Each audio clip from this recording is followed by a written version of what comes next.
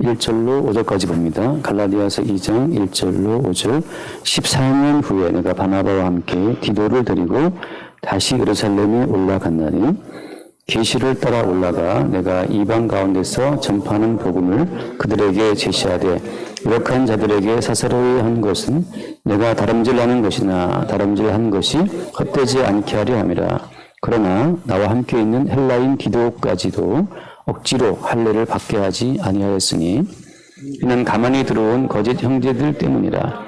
그들이 가만히 들어온 것은 그리스도 예수 안에서 우리가 가진 자유를 엿보고 우리를 종으로 삼고자 함이로되 그들에게 우리가 한시도 복종하지 아니하였으니 이는 복음의 진리가 항상 너희 가운데 있게 하려 함이라. 아멘. 까지 보겠습니다.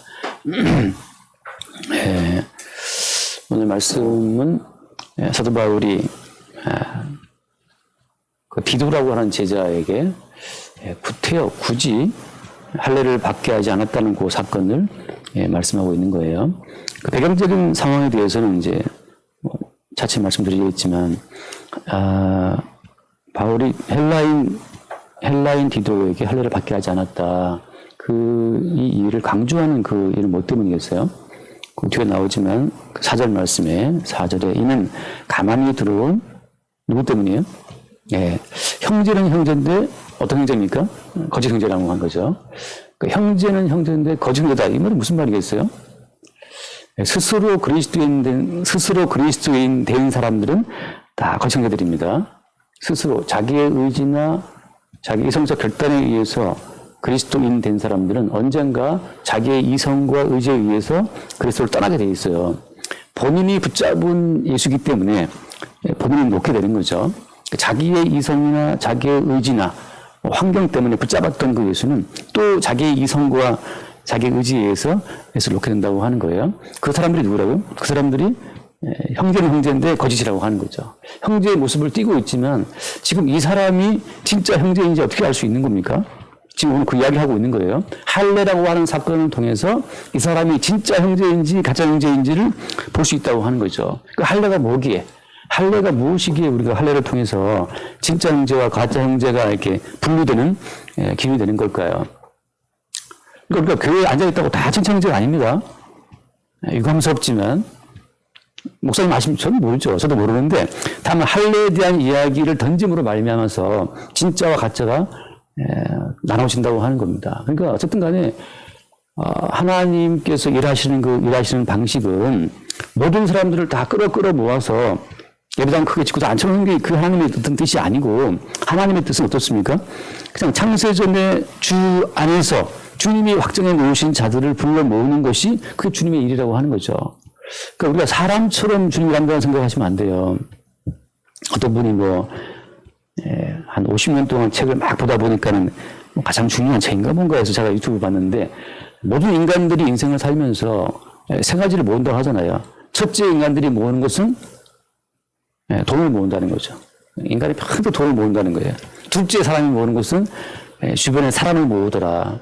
사람 많이 모으면 그 사람이 힘이 되어서 나가다 올 수 있는 거죠. 국회의원들, 정치인들, 선거에서 사람 많이 얻으면, 표만이 얻으면 성공할 수 있는 거잖아요.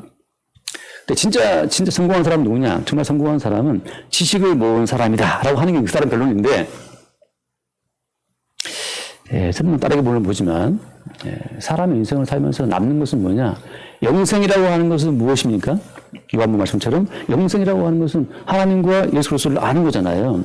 하나님과 예수 그리스도를 아는 그것이 영생인데 그 지식이 있는 사람들은 영원한 생명을 이미 얻은 사람이고 돈을 모으고 사람 모아도 하나님과 예수를 아는 그분과의 관계성이 없다면 그 사람 버림받은 백성이라고 하는 거죠.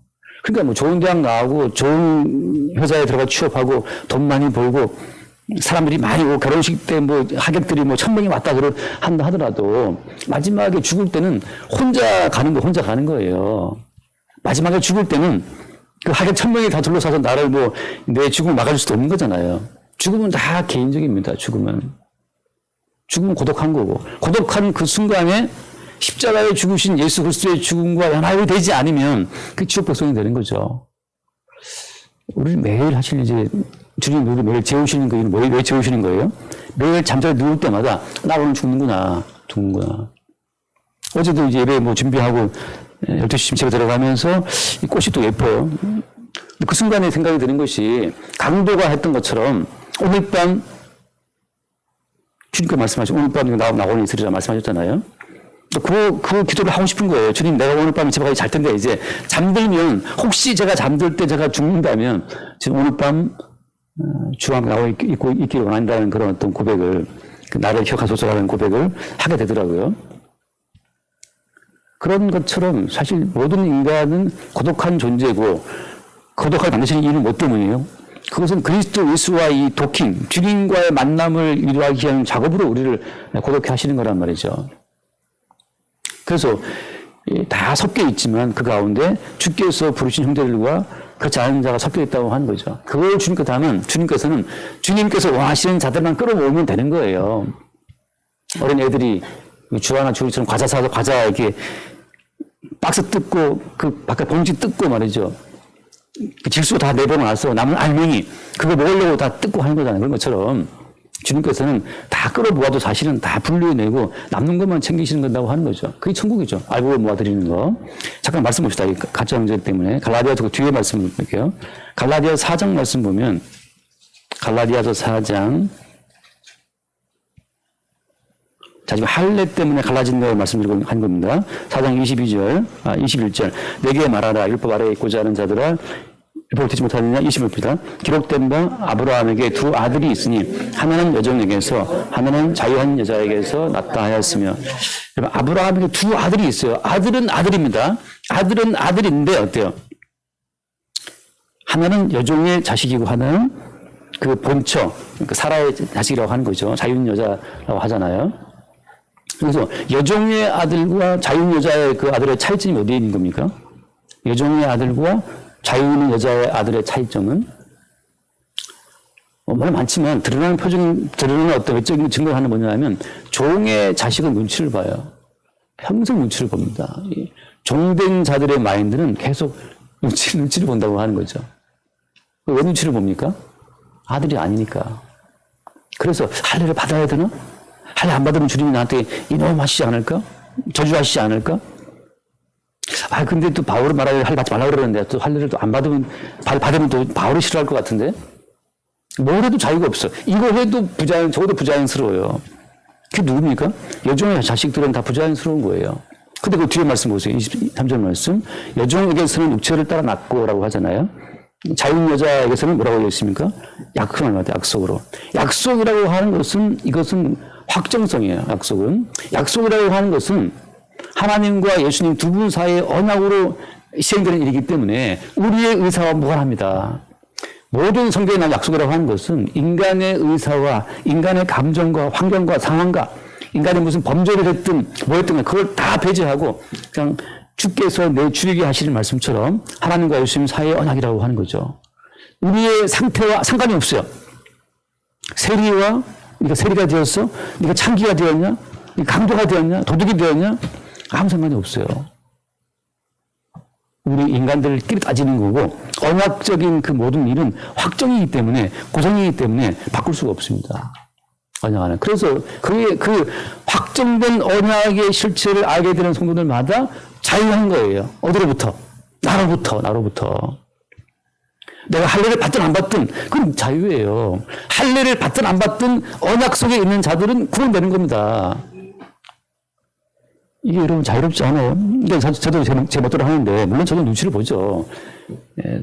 저도 애들 눈치도 보고 말이죠. 제가 대충 하면 은서가 아빠 나 그럼 저도 또 의식이 된단 말이죠. 어릴 때는 괜찮은데 지금도 크니까 다들 이제 뭐 있어갖고 좀 이렇게 눈치를 봐요. 애들도 눈치를 보게 되는데. 그런 눈치 말고 그냥 살기 위해서, 사회생활을 위해서, 엄마나 가정생활을 위해서 눈치를 보는 거, 그거 조절할 수 있잖아요. 거기에 매이지도 않고 사실은. 물론 매이지만 그게 우리의 어떤 본질을 흔들진 않아요. 그런 눈치를 또 봐야지 사회생활 하는 거지. 그렇잖아요. 어리면 일어나야지. 앉아서 그냥 앉냐 그러면 눈치 없는 사람이란 말이죠. 저도 눈치 없긴 한데. 여기서 말하는 건 어떤 겁니까? 이렇게 하면 주님이 나에게 저주하시지 않을까? 분노하시지 않을까? 이렇게 하면 하나님 나에게 재앙 내리시지 않을까? 아들은 자유한 겁니다. 아들이 아무리 많은 어떤 실수를 해도 제가 늘 드린 말씀처럼 비록 아들이 사람을 10명을 죽였다 하더라도 그 10명 죽인 아들이 감옥에 가 있다 하더라도 유일하게 10명을 죽인 연쇄살인범의 그 아들을 면회가는 사람은 누구예요? 면회가는 사람은 그 부모죠. 부모는 아들의 그 죄 때문에 허덕에서 팔아. 안 그래요. 세상이 다 버려도 부모는 그 아들을 못 버리죠. 그런 것처럼 물론 이제 버리는 경우도 있습니다. 지금 일반적인 말 듣던 말씀이지만 그런 것처럼 아들이라고 하는 그 믿음이 있는 자는 당당하죠. 그게 아들의 당당함과 아들의 자유예요. 내가 이렇게 한다 하더라도 우리 아버지는 우리 엄마 나 못 버리지. 그거 알잖아요.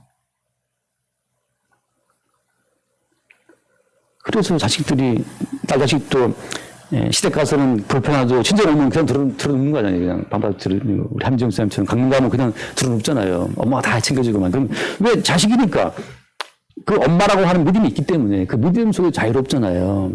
근데 종의 자식은 계속해서 어떤 미완의 상태예요. 종의 자식은 나의 행위에 따라서 주인이 평가해 주기 때문에 내가 실수하면 주님이 나를 때리지 않을까? 내가 실수하면 주님이 뭐 품삯을 3경을 더 주지 않을까? 내가 이렇게 하면 주님이 더 기뻐하시지 않을까? 그러니까 종의 마음속은 계속 미완이에요. 그러나 아들은 이미 완료가 됐어요. 아들이라고 하는 것으로. 그 뒤에 말씀 봅시다. 24절. 이것은 비유니 여자들은 두 언약이라. 두 언약이라는 말은 또 같은 말이에요. 두 언약이라는 말은 확정 고정성입니다. 종은 종이고 아들은 아들인 거예요. 알고는 알고 가라지는 가라지라고 하는 겁니다. 바꿀 수 없어요. 이삭이 자기 두 아들을 놓고서 뭔가 이삭의 개인적인 취향을 나타냈지만 이삭 개인적인 취향은 언약 앞에서 날아가 버린다고 하는 거죠. 그러니까 여러분도 그냥 자유롭게 여러분의 개인적인 취향대로 살아도 무방합니다. 왜? 확정된 언약이 우리의 모든 취향을 덮고 따라오기 때문에 확정된 언약의 그 어떤 그 고정성을 우리가 안다면 그 안에서 우리가 자유로울 수가 있는 거죠. 그래서 두 언약이다.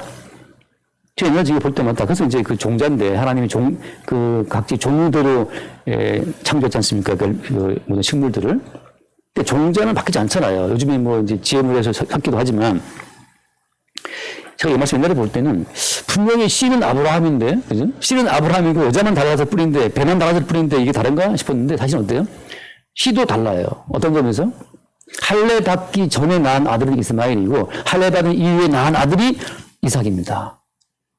자, 씨도 할례 받기 전과 후가 다르다는 사실. 그게 오늘 할례가 말하고 있는 중요한 거예요. 무슨 말인가 하면 아브라함에게 할례를 행했다는 것 하나 따라서 아브라함의 자연적인 생명력을 주님 끊으신 거죠.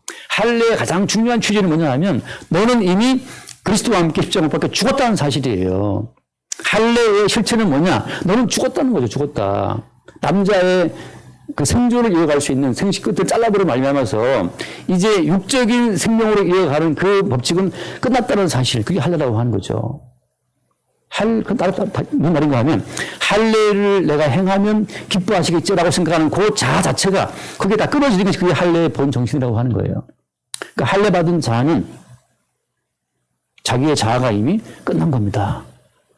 근데 할례를 가지고 자기 자아의 의로움을 챙기려는 사람들은 이 종인데 여전히 뭐가 살아있어요? 자기 자아가 살아있죠. 내가 이걸 행하면 기뻐하시겠지. 이거 행하면 기뻐하시지 않겠지. 자기 자아의 의로움을 쭉 챙기려고 하는 그 마음 자체가 그게 할례 받지 못한 자의 심령이라고 하는 거예요. 육체로는 할례를 받았는데 그의 실체는 아직 할례의 실체에 이르지 못한 자라고 하는 거죠. 지금 사도는 지금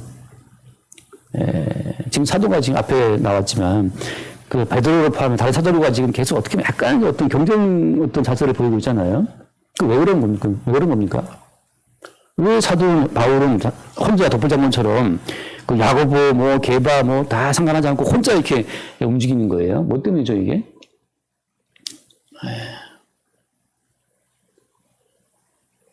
잠깐 말씀을 보고 다시 봅니다. 고린도전서 15장을 보면 고린도 15장, 저 왔다 갔다 해야 돼요. 15장, 3절 이하에 쭉 봅시다. 3절 이하에.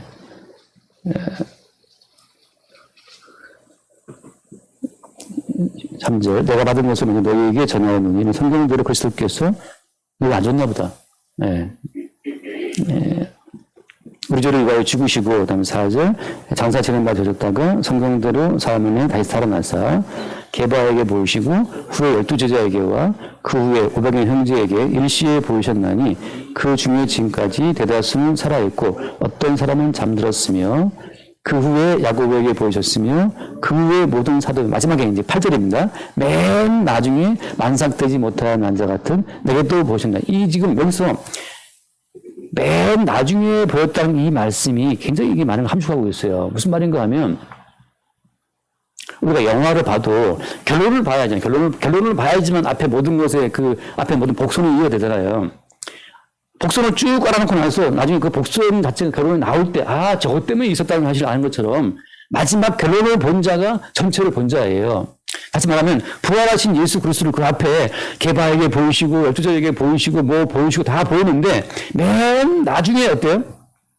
맨 나중에 내게도 보였다는 말씀처럼 사도 바울은 부활하신 예수 그리스도의 최종적인 결론을 본 사람의 뜻이거든요.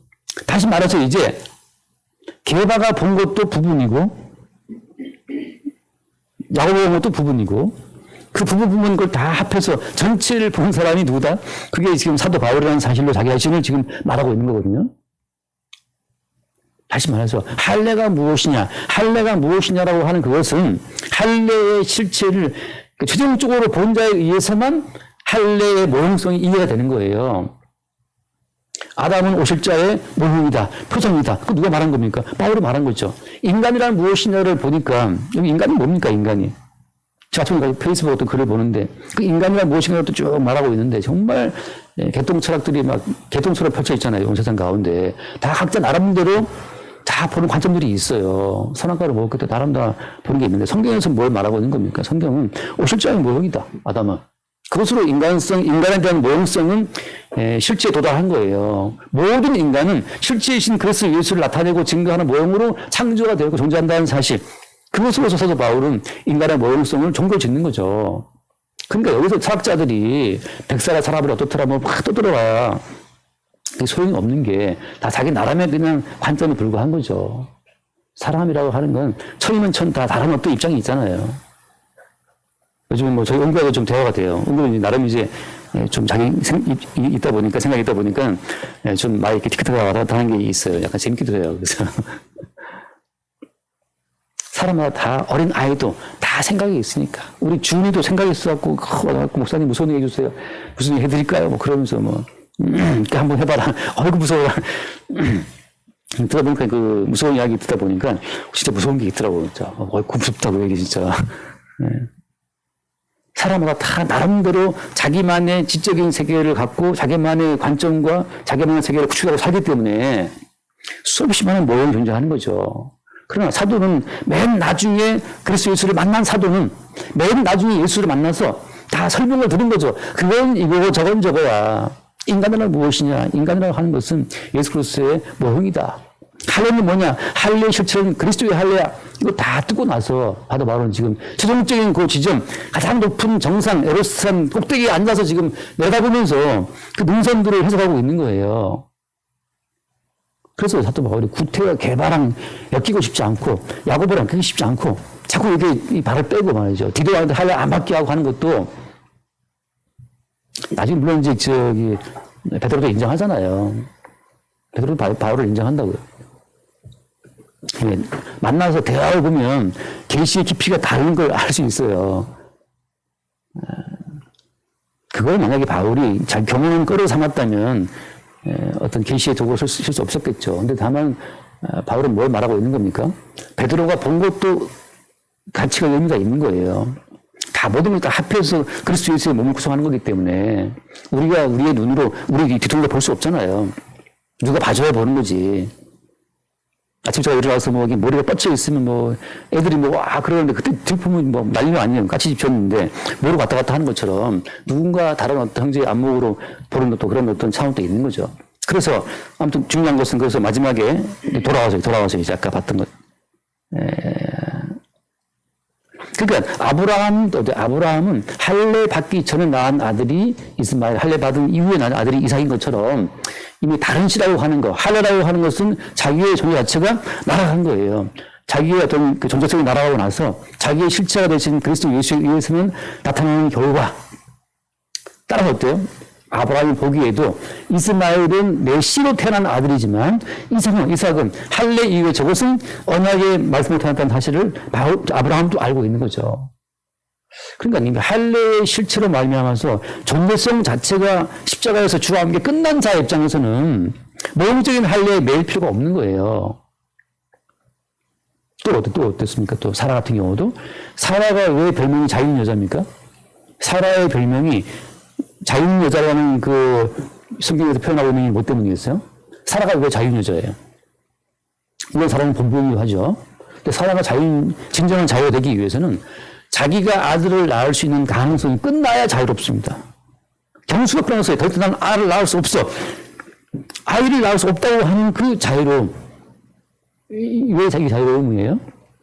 옛날 시대에는 아들을 낳지 못하면 이상한 여자, 이게 어디 화자인 여자예요. 평소에 연인되는 것을 아들을 낳아야 되는 압박감에 시달리고 있었는데, 이제 끝났어요, 이제. 예. 가끔 저도 주변에 이제 폐경에 오신 분들 대화하다 보면, 아유, 목사님 편해요. 잘해요. 그러는데, 뭐 저는 그 불편함을 다 알 수 없지만, 자유롭다는, 그러니까 자유로운 거 알죠. 그래서 끝난 사람은 자유롭잖아요, 이미. 끝난 사람은 자유로워요. 인생 종친 사람은 자유롭습니다. 인생에 한가닥 기대를 걸고 있는 사람은 그 기대에 내가 매이는 거예요. 여러분, 인생에 아무런 기대 걸지 마세요. 자식에 대한 기대? 적으세요. 앞으로 내 노후는 잘 될 거야. 적으세요, 그냥. 주님 주시면 사는 거고, 안 주시면, 가는 거, 참 너무 말을 심하게 할 수 있는 게 가는 거죠. 뭐, 어쩌겠습니까? 저와 비슷하게 조그만 교회 하시는 목사님들 대화하다 보면, 그래, 고민이 많아요. 고민이, 교회는 작지, 나이는 들어가는데 애들 학비는 점점 내릴 거 많지, 노후 주면 안 되겠지. 그래서 어떤 목사님은 그걸 페이스에 올렸어요. 마지막 문장이 뭐냐. 그냥 고민만 합니다. 라고 올렸더라고요. 아니, 고민하는데 답도 없어, 고민하는데 답이 뭐가 있습니까? 은행을 돌 수도 없고, 뭐. 은행도 아무나 톱니까? 또 준비가 많이 해야 되는데. 자유 있는 여자가 누구냐? 자기 몸에 대한 기대가 끝난 자, 자기 인생에 대한 모든 기대가 끝난 자는 자유로워요. 그게 그리스도 예수 안에 있는 새로운 소망이에요. 이제 사나 주나 나는 이제 주님밖에 없다. 이게 새로운 소망이라고 하는 거죠. 그러니까 사라 입장에서는 왜 사라가 자유로우냐? 끝났습니까? 어디 기댈 데가 없고 이제 자기 몸에 대한 아무런 소망이 없어요. 나 원래 이런 인간인데 내가 바르게 살아야지. 참되게 살아야지. 거기에 소망을 두고 있으면 이게 종의 어떤 마인드고 이게 자유롭지 못한 자의 어떤 현상이라고 하는 거죠. 여러분 자신에게 하나님을 기쁘시게 할 만한 의로움이 있다 없다? 없어요. 여러분 금식한다고 기뻐하시겠습니까? 전도한다고 기뻐하시겠어요? 제 친구 목사님 그 교회 전도를 추천하시는 권사님이 계신단 말이죠. 전도주의를 할 때마다 그분이 몇백 명씩 교회를 모시고 와요. 근데 얼마 전에 만나 대화하다 보니까 그 교회에 큰 사건이 터졌어요. 사건이. 왜냐하면 그 공사님이 전도 집회 때마다 수백 명을 교회에 데리고 오기 위해서 얼마나 많은 돈을 뿌렸겠어요, 돈을. 근데 그 돈을 다 교인들한테 다 빌린 거야. 집사님 돈 좀 빌려줘. 교회에 돈 안 빌린 분이 없어. 그 공사님한테. 돈 안 꾸리면. 그래서 결국은 못 갚는 거지. 사람은 그냥 교회 옵니까? 밥 사 먹여야지, 커피 사줘야지, 차비 줘야지, 막 해서 알라먹게 교회 오는데, 왔다가 그 사람이 교회 왔다가 또 잘 먹고, 고마워하고 가버리면 끝이지. 그 일을 10년 넘게 한 거예요, 권사님이. 전도 왕으로 이스라엘도 갔다 오고, 뭐, 바지도 막 받았는데, 나중에 이제 그게 드디어 터져버린 거죠. 그게 아주 큰 고초가 됐다고 그래요. 근데 뭐냐면 친구 목사님이 부목사니까 그걸 대충 알고 있었는데, 그 휴시하다가 좀 터진 거예요. 다 교원들 다 들고 일어나갖고, 다 보니까 다 사람들마다 뭐 몇백, 몇천 뭐 다 꽂은 거야. 명문이야 전도했다 그러는데, 전도한 결과랑 교수는 똑같아, 숫자는 똑같아요. 나오고 들어. 여러분, 우리가 전도한다고 기뻐하시겠습니까? 금식하면 기뻐하시겠습니까? 하나님이 기뻐하시는 것은 그리스도 예수를 믿는 믿음 이외에는 아무도 기뻐하지 않아요. 왜? 우리 존재에 대한 모든 기대를 이미 버렸기 때문에. 어린 양의 피 바른 그 집 아래에 있을 때 피를 보고 주님 통과하는 거지. 우리가 착한 걸 보고 네 전도 많이 했구나. 기도 많이 했구나. 네가 많이 참았구나. 네가 시험을 잘 모셨구나. 그런 걸 보고 주님이 패스오브 하시는 것이 아니고 어린 양의 피를 보고 통과하시는 거기 때문에 여러분 우리 존재로부터 벗어나세요. 지금 바울이 배짱 좋게 올라가서 사도바울 게바랑 야고 짱짱한 사람 앞에서 어떻게 뭐 미련한 건지 그냥 기 안 죽어요. 디도가 헬라인이니까 다들 할례받게 해라. 웃기고 앉아있네. 무슨 할례를 받게. 난 더 안 받아. 더 안 받는 거죠. 왜? 아까 바울이 말했잖아요. 그 앞에 한번 보죠. 2장. 가서 2장 말씀에, 갈라디아 2장 말씀이 보면 2장 4절에 억지로 할례받게 하지 아니하였으니 이는 가만히 들어온 거짓 형제들 때문이라. 같이 봐보면 그들이 가만히 들어온 것은 그리스도 예수 안에서 우리가 가진 자유를 엿보고 우리를 종으로 삼고자 함이로되 또다시 교회 속에 들어와서 이거 행해야 주님 기뻐하신다. 이거 해야 주님 기뻐하셔. 이거 안 하면 주님 기뻐하지 않는다. 우리 주님 기쁘시게 하자. 이게 가짜 형제들인 거예요. 종이에요, 종. 어디 눈치 보고 있어요. 눈치 보고 있는 겁니까? 이거 안 하면 주님 싫어하시지 않을까? 이거 안 하면 주님이 또 돈 걷어가시지 않을까? 사도는 지금 주님 주신 자유를 지키기 위해서 끝까지 헬라인 디도에게 할례를 받게 하지 않는 거예요. 야, 할례 아무 상관없어. 할례 안 받는다고 주님이 싫어하신다고. 성경의 말씀. 할례의 실체가 그리스도의 할례인데 그리스도의 할례가 뭡니까? 한마디로. 십자가의 죽음이잖아요. 이미 우리 인생은 끝났어요. 정춘환이 끝났어. 천스러운 이름이 이제 끝났다. 정춘환이 끝났어요, 이제. 그리스도의 것으로 존재한다는 거죠. 물론 저도 고민만 하죠, 고민만. 그래서 댓글 달았어요. 저도 고민합니다고 댓글 달았는데. 근데 우리의 고민도 쓸데없는 게 제가 하잖아요. 취미삼아 고민하라, 취미삼아. 그냥 고민은 취미예요. 제 아내한테 물어봤어요. 목사님 욕심 없으시죠? 목사님, 얼마쯤 있으면 되겠어요? 물어보더라고. 그냥 한 1,000억쯤 있으면 좋겠는데? 그 아내가, 목사님 욕심 있으셨어요? 욕심이 있지. 욕심이 1,000억 있으면 얼마나 쓸 데 많아요. 1,000억 있으면. 뭐도 쓰시려고. 비행기 타고 동경 가서 오마카세인가 먹고 오고, 이렇게. 아니, 한단 말이 또, 비행기 타고 갑니다. 그럼 국내에서 시켜 먹든지, 일본 비행기 타고 오라 그래야 한국으로, 요리 싣고, 먹고, 1,000억 있는데 농담 취미삼아 한 거예요, 취미삼아. 1,000억이 뭔지도 몰라요, 저는. 우리가 취미삼아 고민하고 취미삼아 뭘 꿈꾸지만 우리의 뜻대로 되겠습니까? 이미 언약 안에 있는 주의 백성은 언약 안에서의 확정된 운명의 길을 가게 돼 있어요. 우리가 태어나서 하루가 지나기 전에 우리의 모든 날들이 다 주의 처에 썼다 하잖아요. 이걸 또 어떤 사람은 사주팔자 아니냐 그러는데 사주팔자의 주인공은 내가 주인공이잖아요. 내가 주인공이에요. 근데 성도의 모든 인생이 언약 안에 있다고 하는 것은 그리스도 예수를 나타내고 증거하기 위한 목적으로 우리의 모든 삶이 그런 모양을 하고 있다는 겁니다. 가난하다? 왜 가난한 거예요? 그리스도 예수를 증거하기 위해서. 내가 부자가 되었다? 왜 부자가 된 겁니까? 그리스도를 증거하기 위해서. 내가 1,000억이 들어왔다? 1,000억이 들어오면 어떻게 될까요? 우리 바로 그냥 어디 갈까요? 딴 데로? 우리가 가난하든 부하든 건강하든 아프든 저도 아플 때가 있을 때, 아플 때 정말 간절해지더라고, 아플 때. 어제 때 목사님, 한 달쯤 돼 전화, 2달 넘게 통화 안 했나? 그때 전화 와서, 목사님 제가 한 달 동안 너무 아팠다. 위염, 위궤양, 식도염 다 와가지고 물 한 모금을 못 마셨대요. 물 마셔도 토해버리니까. 그래가지고 한 달 동안 기지가 아프고 난 다음에 깨달은 것이 뭐냐 하면, 내가 평상시에 그 하나 먹었던 그 한 숟가락도 얼마나 감사했는지 모른다는 거죠. 그 한 달 동안 아파서. 목사님께 전화하셨어요, 저한테.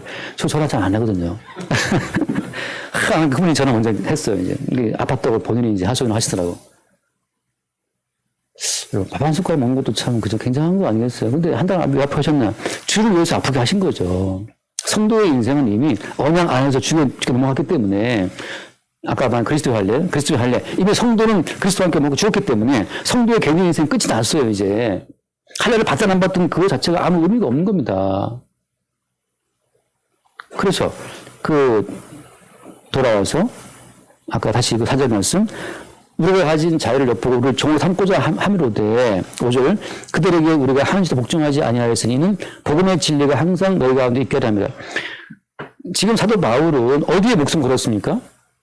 주님 주신 자유와 그다음에 복음의 진리에 자기의 어떤 생명이 있다고 하는 자기 생명의 어떤 그 의미 자체를 어디 두고 있는 거예요? 복음의 진리에 두고 있는 거예요.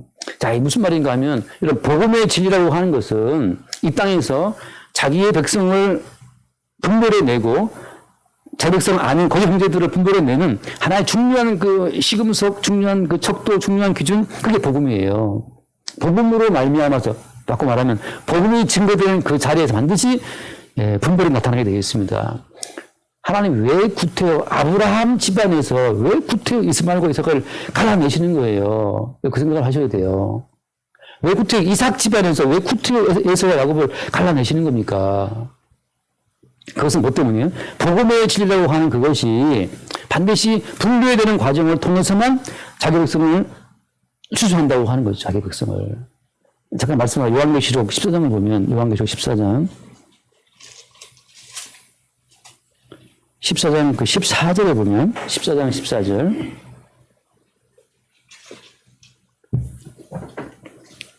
또 내가 보니 흰 구름이 있고 구름 위에 인자와 같은 이가 앉아졌는데 그 머리에는 금멸관이 있고 그 손에는 뭐가 있었어요? 예리한 낫을 가졌더라. 낫은 추수하는 도구죠. 15절 또 다른 천사가 흥정부터 나와 구름 위에 앉은 이를 향하여 큰 음성으로 외쳐르되 당신의 낫을 휘둘러 거두소서 땅의 곡식이 다 익어 거둘 때가 이르렀습니다 하니 구름에 앉으신 이가 낫을 땅에 휘두르매 땅의 곡식이 거두어지느라. 여기 낫이라고 하는 것이 뭘 말하는 이 낫이라고 하는 것이 복음이에요. 오직 십자가에 죽으신 예수 그리스도의 복음으로만 이 땅에 추수가 이루어지는 겁니다. 십자가에 죽임당하신 예수 그리스도의 복음으로 추수한다고 하는 그 말은 십자가의 복음은 예수님이 찢기신 살과 피를 말하는 건데 예수님이 자기의 살을 의미하는 떡을 갖다가 유다에게 줬을 때 그때 어떻게 됐어요? 유다에게 뭐가 들어갔습니까? 사탄 들어가잖아요. 예수님의 십자가의 복음을 증거하는 그 자리에서 사탄 들어갑니다. 아까부터 목사님이 기도할 때마다 이 예배드리는 현장 가운데 사탄을 훨씬 더 못하게 해주시고 그러던데 사탄이 와야 돼요. 왜? 그래야 추수가 이루어져요. 유다는 유다의 할 일을 해야 되는 겁니다. 이삭이 너무너무 에서를 사랑했지만 에서는 에서의 할 일이 있는 거예요. 이삭이 너무너무 에서를 사랑해서 복을 주고 싶었으나 그건 이삭 개인의 취향이었고 타인의 취향이었고 언약 안에 확정된 뜻은 에서가 아니고 야곱이었잖아요. 그런 것처럼 한 아버지로부터 이스마엘과 이삭이 분류되듯이 한 아버지로부터 에서와 야곱이 분류되듯이 복음으로 말미암아서 갈라지는 겁니다. 그 뒤에 말씀 17절 또 다른 천사가 하늘에 있는 성전에 나오는데 역시 뭐라고 하셨어요? 나서 갖고 18절 말씀 또 불을 다스리는 다른 천사가 대답으로 나와서 예리한 낫 가진 자를 향하여 큰 음성으로 불러 이르되 내 예리한 낫을 휘둘러 땅의 포도송이를 거두라 그 포도가 익었느니라 하더라. 자, 그 뒤에 말씀은 어떤 포도입니까? 19절 천사가 낫을 땅에 휘둘러 땅의 포도를 거두어 하나님의 진노의 큰 포도틀에 던짐에 성 밖에서 그 들이 밟히니 틀에서 피가 나서 마을 굴레까지 닿았고 1600 스타디움에 퍼졌더라. 자, 같은 낫인데 이 낫을 가지고 한쪽은 알곡을 거두고 한쪽은 버려질 자들을 가라지들을 분류해내는 작업을 벌인다고 하는 거죠. 여러분 우리가 이미 선지자들 봤겠지만 여호와의 보좌 앞에 사탄이 항상 와 있잖아요. 여호와의 보좌 앞에 사탄이 와서 계속 성도 대적 요소를 참수하는데 그런 것처럼 복음이 증거된 현장에서 항상 사탄이 거기에 나타나서 자기 십자가 복음 웃기지 마. 무슨 십자가에 죽으신 예수도 우리가 구원된다고? 각자 우리에게도 의로움이 있고 우리의 선함이 있는데 무슨 십자가에 죽은 예수가 우리의 죄를 대속한단 말이냐라고 복음을 반발하는 자에 따라오게 돼 있어요. 내 삶은 내가 책임져야지. 내가 행한 행위는 내가 책임을 져야지. 무슨 예수가 내 죄를 위해 대신 담당하냐. 그렇게 나오는 우리가 있습니까 없습니까? 있다는 얘기죠. 얼마 전에도 그 무슨 조기정 총무장 하셨던 그 승려가 제가 볼 땐 방화를 저지르고 자살한 건데 그쪽에서는 또 굉장히 막 열반했던 뭐 입적했다 그러고 뭐 아무튼 굉장히 그 가치를 두더라고요. 그리고 뭐 나라에서도 무슨 훈장 줬죠. 훈장도 막 주고. 제가 볼 때는, 아니, 저런 방화범하고 저 자살자한테 왜 훈장을 줄까, 이런 생각이 드는데, 또 그쪽에서는 또 다르게 의미를 하는 거죠. 그거 왜 사살하는 겁니까? 내가 행한 내 행위는 내가 책임을 져야지. 그거잖아요. 대통령을 진심으로 왜 본인이 바에서 뛰어내립니까? 내가 한 거에 대해서 내가 책임을 져야지. 아니면 송충현 시장님이 왜 목을 매는 거예요? 내가 한 거 내가 책임을 져야지. 이게 모두 의식이잖아요. 유다를 왜 목을 맸습니까? 유다는? 내가 쓴 파랑에서 내가 책임져야지. 모든 인생들이 다 각자 자기, 아까 기도하신 것처럼 자기 인생의 주인 자기라고 생각하고 내가 향한 행위에 내가 책임져야 한다 생각하고 살아간단 말이죠. 그들은 다 뭘 거부하는 거예요? 그리스도 예수의 대신 담당한 속죄제물로 죽임당하신 예수를 거부함으로 말미암아서 스스로 본인의 책임을 진다는 거죠. 거기에 누가 들어가 있어요? 사탄 들어가 있는 거, 사탄 들어가 있어요. 사탄 들려서 하는 그 유명한 대사처럼 사탄 들리는 것은 뭔가 다른 게 아니고 자기가 자기 인생에 책임지려 하는 그걸 사탄 들린 거예요. 평생 종의 마인드죠. 내가 행한 나의 행위로만 저분이 기뻐하실 거야. 내가 이거 못했으니까 아유 나 혼나야 돼. 중도 붙들어놓고 막 채찍 때리는 것처럼 말이죠. 복음이 증거되는 그 현장 가운데에서 사도가 지금 끝까지 사도가 디도의 할례를 받지 않으면서까지 그 쟁쟁한 예루살렘의 쟁쟁한 사도들과 이렇게 대립각을 세우는 일이 못 때문이겠어요? 그것은 복음의 진리를 지키기 위해서 할례 받는 것 때문에 지금 기뻐하신 것이 아니다. 할례의 원래 취지는 실체는 뭐냐? 한 번 더 읽고 골로새 봅시다. 골로새 2장 11절 12절 2장 11절 12절 봅시다. 또 그 안에서 너희가 손으로 하지 아니한 할례를 받았으니 곧 육의 몸을 벗는 것이요 그리스도의 할례니라. 할례의 실체는 그리스도의 할례인데 이게 뭡니까? 육의 몸을 벗는 거예요. 육의 몸은 어떤 거 말해요? 육의 몸이라고 하는 것은 내가 내 인생의 주체가 되어서 내가 내 인생의 모든 행동을 통제함으로 말미암아 하나님을 기쁘시게 하겠다는 것이 육의 몸이에요. 육의 몸. 근데 무엇이 복음입니까? 네 육의 몸에서는 경수 끌어진 사라처럼 하나님을 기쁘시게 할 만한 생명이 나올 것이 아무도 없다는 사실. 여러분, 인간의 행위로부터는 생명이 안 나옵니다. 인간의 행위로부터는 생명이 안 나와요. 얼마 전에 약간 유튜브 작품 얘기하면, 인류 역사상 가장 위험한 동물이 어떤 동물이라고 그래요? 가장 인류 역사상 많은 사람을 죽인 위험한 동물이 뭐라 합니까? 예? 그 전시했다잖아요. 그래서 거기 이렇게. 전시 밑에 그거였어요. 이 짐승은 인류에서 가장 위험한 짐승이고 가장 많은 사람을 죽였고 앞으로 인류를 망하게 할 수 있다. 그게 딱 쓰여져 있어요. 그래서 사람이 목을 딱 보는 순간 그 앞에 거울이 하나 딱 걸려있습니다. 거울이. 바로 너 인간, 네가. 인간이 제일 위험한 동물이에요. 지금도 지금 우크라이나를 싸우고 있는데 벌써 지금 한 달 전에 50명 줬다 그러는데 지금 벌써 100만 명 줄 수 있는데 100만 명까지 죽이는 그거 누가 죽이는 겁니까? 서로 인간들이 무기 개발해서 그 조모를 가지고 무기 개발해서 서로 죽이고 있잖아요. 하마스, 이스라엘 싸우고 있지 않습니까 지금? 그 조모를 가지고 무기 만들어 가지고 그건 다르냐 대한민국은. 어쩔 수 없어. 대한민국도 지금 뭐 방산 수출 지금 굉장하잖아요 지금. 뭘 전차를 팔았네, K9을 팔았네. 또 팔아 또 우리도 좋아하니까 우리도 좋아하니까. 들어오면, 야, 니들 팔아가지고 그 사람 죽이고 있는데, 니들이 수출하는 그 무기 때문에 지금도 몇 살 죽고 있어. 근데 대륙 사람들은 또 브라보, 도덕으로 좋아하고 있잖아요. 가장 위험한 동물. 그래서 전시를 한 달이나 하고 치웠대요. 반발이 심해가 사람들이 치웠다 그러는데. 우리가 왜 위험하냐 그러는데, 주제를 알아야지. 니들이 위험한 존재야. 하나님 보시기에 싹 쓸어버려도 할 말이 없어요. 인간에게 나오는 것은 무엇이 없다? 인간에게 생명이 안 나옵니다. 인간들이 지나간 자리에는 황폐해져요. 머리 감다고 샴푸 써서 그냥 황폐해지고 말이죠. 우리 딸들은 맨날 무슨 지우는 거 있어요. 클렌징 폼 지운다고. 항상 화장실 가면 여기 덮여있어 이렇게. 이게 뭐냐 이게. 이게 다 지우고 해서 그 화장을 왜 가지고 그렇게 맨날 닦고 지우고 그러는지. 또 우리는 또 예쁜이가 좋아하니까. 이쁘고 좋아한다.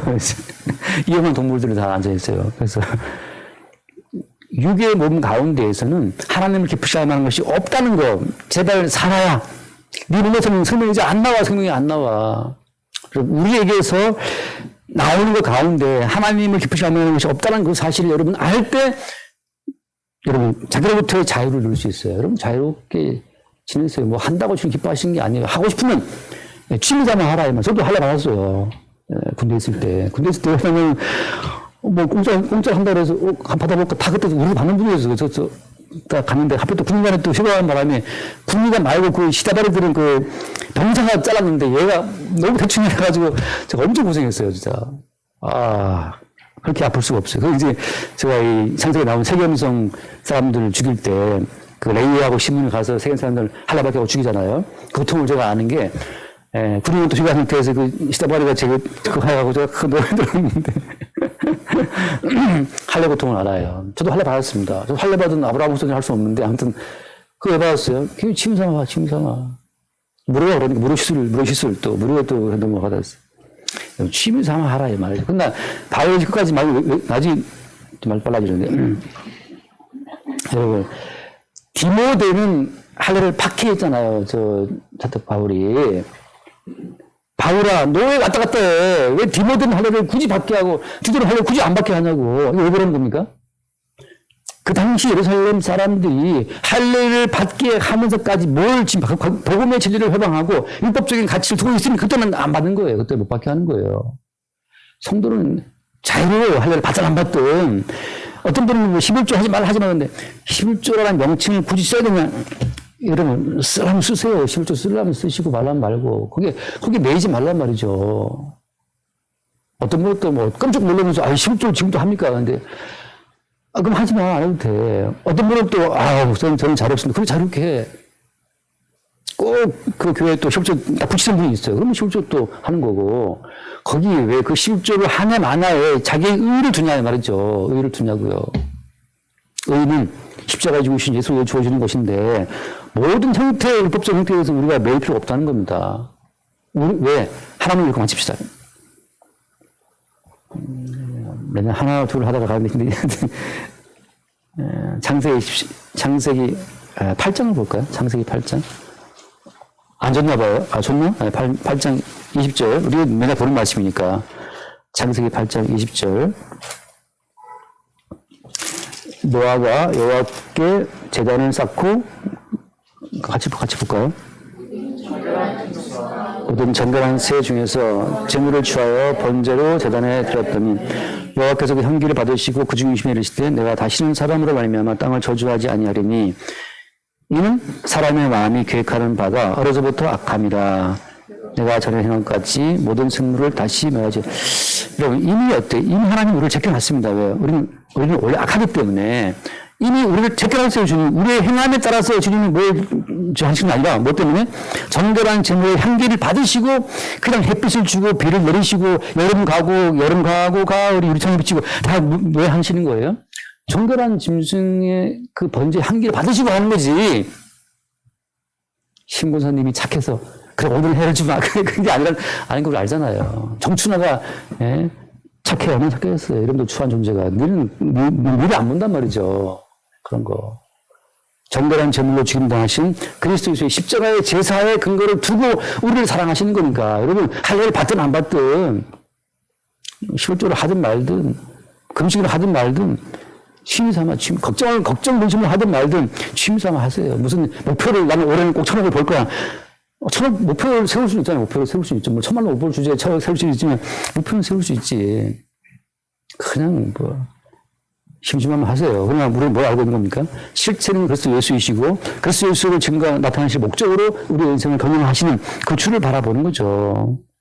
날마다 우리의 삶이 그래서 우리로부터 벗어나서 확정된 언약 안에서 자유를 얻고 그 복음의 진리를 지키기 위해서 사도 바울이 이렇게 애쓰고 있는 복음의 진리를 지키기 위해서 율법적 형태를 취했다가 안 취했다라고 하는 뭔가 이거 할까 말까 하는 것처럼 보이지만 기준이 뭐냐. 십자가에 죽으신 예수 그리스도를 믿는 믿음으로 우리에게 주어지는 그 모든 축복, 그 모든 복음의 진리를 위해서 사도가 이 자유로운 노선을 간 것처럼 우리도 자유롭게 가도록 합시다.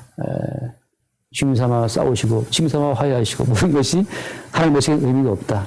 다만 우리가 그냥 하는 거죠. 그렇게 주님 바라보시기 바랍니다. 기도하겠습니다. 하나님 아버지 감사합니다. 구태여 예루살렘 교회의 그 압박을 다 이겨내고 디도에게 할례를 받게 하지 아니한 사도의 그 중심을 우리가 성령으로 새롭게 바라봅니다. 예수께서 우리를 자유케 하시려고 십자가의 중심으로 모든 것을 이루셨는데 다시 우리가 유보에 매인다면 주님이 자유케 하신 자유를 뿌린다는 사실을 알게 하시고 주님이 피로 가해 주신 그 자유의 가치를 늘 새로이 바라보고 지킬 수 있도록 축복하여 주옵소서. 우리 주 예수로 기도드립니다. 아멘.